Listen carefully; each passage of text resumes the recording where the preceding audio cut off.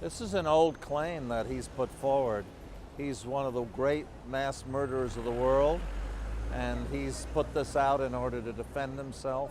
It's an invented story. No one ought to believe it.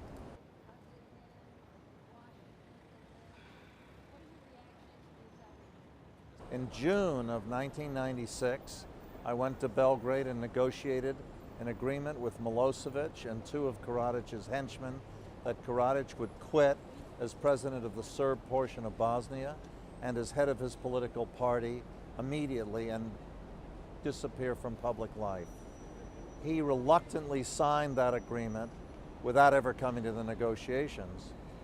But then in order to protect himself, and he put out this false story.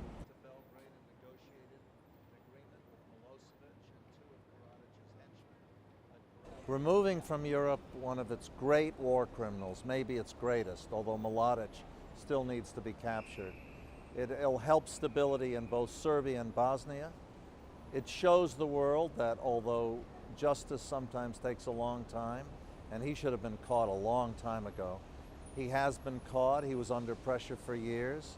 I hope that President Bashir in Sudan, who was just indicted by the International Criminal Court, is paying close attention. Once this process starts, it has a positive effect. I think it's a big, big event, a historic event. What I said specifically was, if anyone deserves the death penalty, it's Radovan Karadzic and Ratko Mladic. That was my specific reference. And if Karadzic is in The Hague and still scared that I have an arm that long, I guess I should treat it in a backhanded way as a compliment.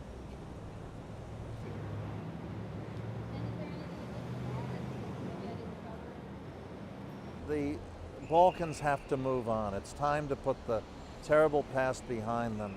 These are countries that should join the European Union, perhaps NATO, and they can only do this by reconciling themselves to their terrible past and moving into the future. And I'm hopeful that Karadzic's capture is part of that process. But there's still two more big things to go. The capture of Ratko Mladic and an agreement that stabilizes the situation in Kosovo. Serbia and Kosovo need to reach some kind of understanding so that that's not an unresolved area of significant tension.